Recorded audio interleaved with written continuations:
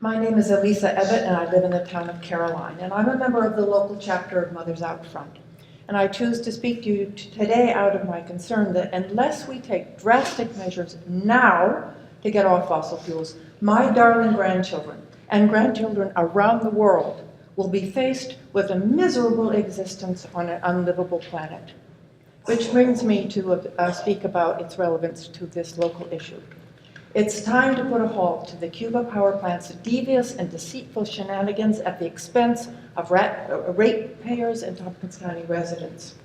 Since 2011, when it declared bankruptcy, it has been a leech, asking to be paid millions and millions of dollars in order to keep the facility open, even while it's not even producing power.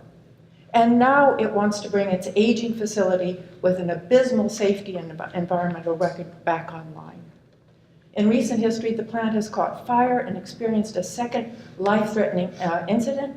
It has illegally discharged mercury into Cayuga Lake, and it dumps 25 million gallons of untreated coal ash leachate into Cayuga Lake annually.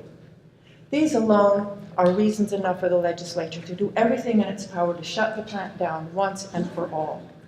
For a period of time, the plant made nice with us, dangling the idea of transforming the property into a solar farm, but that idea has clearly been put on hold.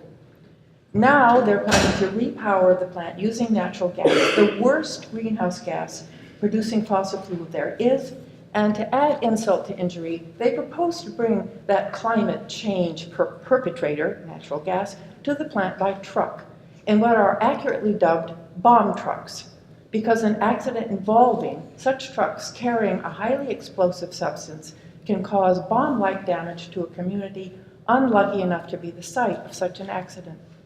How can our county legislator countenance the possibility of such a disaster taking place on our local pothole-ridden roads?